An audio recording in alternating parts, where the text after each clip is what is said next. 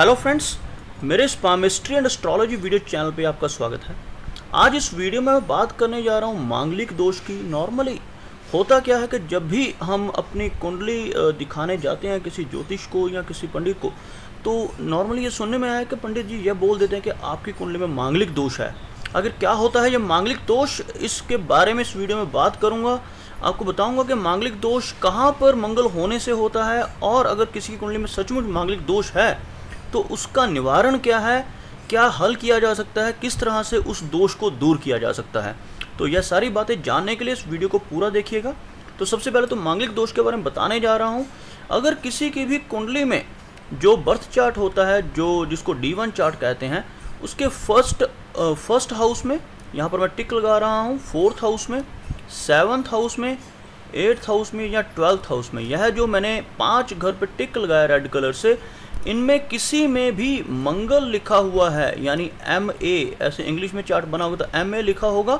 अगर हिंदी में आपका चार्ट बना हुआ है, पुराने समय का बना, तो उसमें ऐसे म लिखा होगा।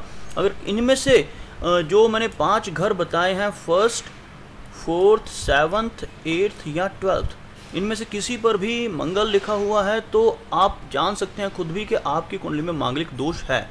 तो अगर मांगलिक दोष होता है तो क्या प्रभाव होते हैं, इससे क्या नुकसान होता है। तो सबसे पहले ये जान लीजिए कि मांगलिक दोष होने की वजह से व्यक्ति के भीतर अग्रेशन यानी कि गुस्सा बहुत ज़्यादा बढ़ जाता है, और उस गुस्से की वजह से उसकी मैरिड लाइफ खराब हो सकती है, डिवोर्स होने के चांसेस रहते हैं, और इस दोष होने की वजह से अचानक से किसी तरह की चोट लगने का डर रहता है, या कोई एक्सीडेंट होने का डर रहता है, या अकाल मृत्यु भी हो सकती है।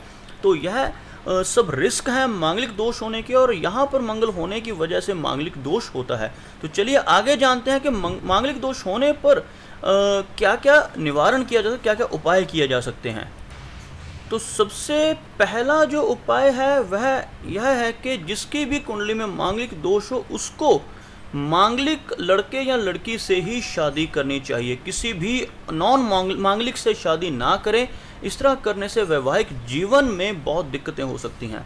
और दूसरा सिंपल सा उपाय है, लाल वस्त्र के अंदर 400 ग्राम मसूर की दाल ऐसी रेड कलर की, ऑरेंज से कलर की दाल होती है, इसको लाल कपड़े में लपेट कर इसको दान कर सकते हैं, या इस दाल को पानी में, बहते हुए पानी में प्रवाह करें, या फिर हनुमान मंदिर में हनुमान जी की प्रतिमा के सामने रखाएं।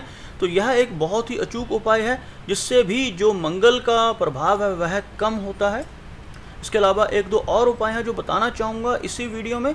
वो यह है कि जिनकी भी कुंडली में मंगल दोष है, उनकी शादी पेड़ से या कलश से करवाई जाती है। यह भी एक अचूक उपाय है। इससे भी मैरिड लाइफ में होने वाली जो प्रॉब्लम्स हैं उनसे बचा जा सकता है।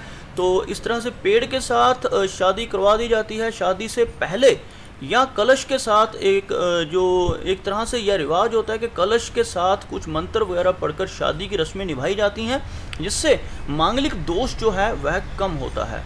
इसके अलावा मंगलवार के दिन व्रत रखना और हनुमान चालीसा का पाठ करना भी बहुत शुभ फल देता है।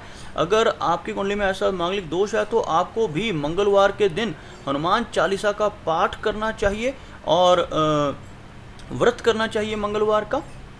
उसके बाद एक और सुझाव है जिसमें मूंगा पहनने को कहा जाता है, लेकिन यहाँ पर बताना चाहूँगा कि मूंगा अपनी मर्जी से ना पहने, क्योंकि मंगल की स्थिति देखना अलग चीज़ है। कुंडली में मंगल के कैसे प्रभाव होंगे यह कोई जानकार व्यक्ति ही देख सकता है। तो अगर आप मूंगा पहनना चाहते हैं, अगर आपको किसी ने बताया है कि आपकी कुंडली में मांगलिक दोष है, तो अपनी कुंडली को अच्छी तरह से चेक करवाकर, किसी जानकार से चेक करवाकर ही मूंगा पहने, अदरवाइज़ मूंगा पहनने का रिस्क ना लें। और अगर आपको मूंगा सूटेबल है तो मूंगा पहनने से भी काफ़ी हद तक मंगल के प्रभाव को कम किया जा सकता है। और एक यह बात भी कही जाती है कि 28 वर्ष की आयु के बाद ही शादी करवाएं। ये इसलिए कहा जाता है कि 28 की एज तक मैच्योरिटी काफ़ी अच्छी हो जाती है, व्यक्ति की समझ काफ़ी अच्छी हो जाती है, और जो मंगल का प्रभाव है यह कुछ हद तक कम हो जाता है।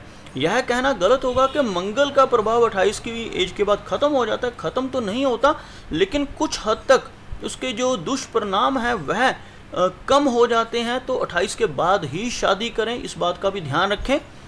उसके अलावा लास्ट उपाय है, चांदी की एक डिब्बी लें, इसमें शहद भरें और मंगलवार के दिन इसमें शहद भरकर इसको हनुमान जी के मंदिर में जो हनुमान जी की प्रतिमा है उनके चरणों में रखाएं। ऐसा लगातार 7 मंगलवार करने से भी काफ़ी हद तक मंगल का जो दुष्प्रभाव है वो कम होता है, मंगल का अग्रेशन कम होता है और आप काफ़ी हद तक अपनी लाइफ को सेव कर सकते हैं।